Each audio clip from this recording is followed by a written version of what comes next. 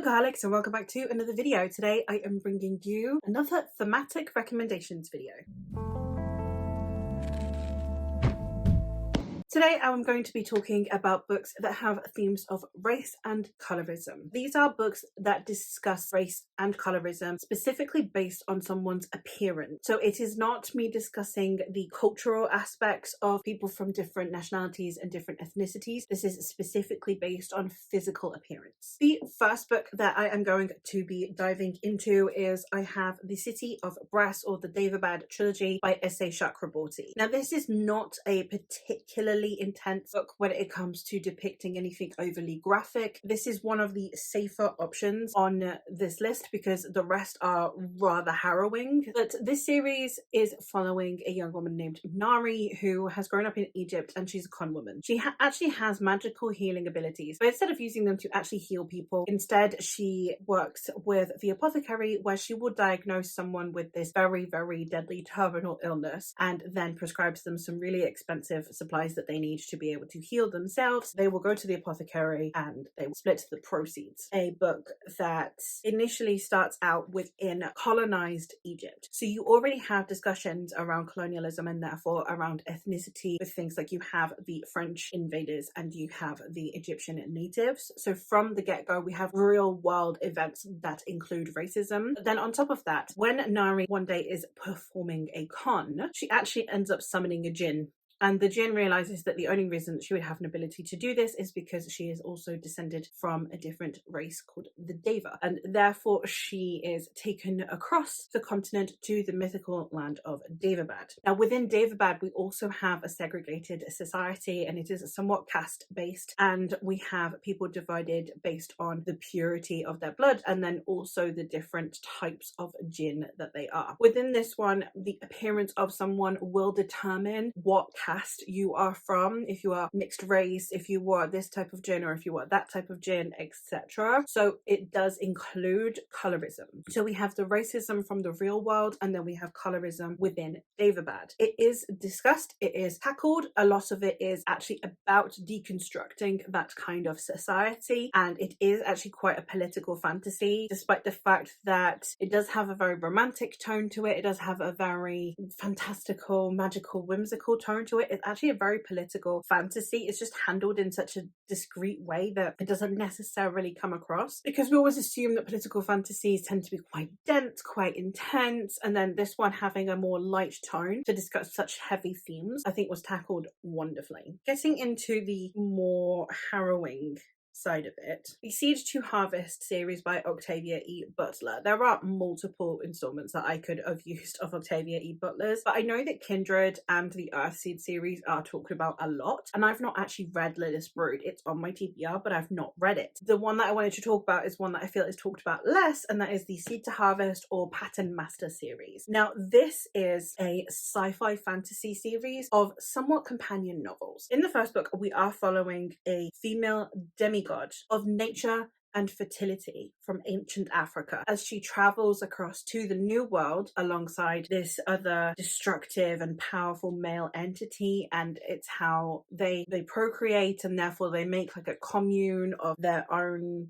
kind. And it discusses racism. Obviously we have two African deities, therefore some of the most powerful and revered people within their own continent suddenly being in the US, where racism is rampant. It is about wanting to separate or not from the rest of society, especially a society that has mistreated you like America mistreated people of color. And it has lots of discussions around race, and around it also discusses things like racial purity, bloodlines, etc. as well. It's a wonderful series. I actually really need to reread it because it is one that is a bit mind-boggling, but it was just a wonderful time. It's one of the more underrated Octavia E. Butler ones. I've been seeing so many people lately talking about the Earthseed series, but this was my first foray into reading Octavia E. Butler, and I won't go back on that. This is an amazing series, and if you've never read her before, this is actually a decent place to start. I don't think there's a wrong place to start. There's no progression, kind of it gets more complicated ideas or whatever as she goes on. It's just her works are absolute masterpieces from the get-go, and that includes this one. For a standalone, that is arguably one of the most harrowing books I have ever read, and that is Who Fears Death by Nnedi Okorafor. This is a adult, very adult, harrowing fantasy standalone in which we are following Anya Sonwoo. And Anya Sonwoo is paler skinned. She is the color of sand, and that is because she is the product of weaponized rape. Therefore, it is how she is deemed other by her society because of the color of her skin, because she is paler than the rest of her tribe, because she is different, and therefore a huge theme of this is otherness that comes with colorism, especially because in the case of Anya Sonwoo, she is a reminder of trauma. She is an existing, walking, talking reminder of weaponized rape. As much as this is a book that is absolutely incredible, it's incredible. There's no other way to describe it. It's one of my favorite standalones of all time. It is also, again, one of the most difficult books I have read. We have some very harrowing scenes in here, and again, all of this initially stemming from colorism. The next one that I have is the Broken Earth series by N.K. Jemisin. This is a sci-fantasy series in which we are following Essen, and Essen is a mother. One day she comes home to find that her husband has discovered her son's forbidden magical skills and has therefore murdered their son and run away with their daughter. So now she is in pursuit of her husband and to reclaim her daughter. There are other perspectives in this series, and it does go way past that as well. In this series, we have origines, and origines are people who can control the elements, which in this world initially was kind of considered something that was good, because in this world every few hundred years we have what's called a fifth season, which is essentially total devastation. It is just destruction by natural forces. So having people who can control these natural forces was deemed a good thing until it wasn't, and then they kind of get blamed more for it and therefore are persecuted and oppressed. The oppression and the persecution, the separation of society based on their skills but also their appearance is interesting in here, and there are just lots of conversations around persecution and othering in general in this series. Colorism and racism do also feature in here. This is one that I could recommend for pretty much any theme you can think of, because it discusses it, be it full on a huge plot point or just subtly in the background.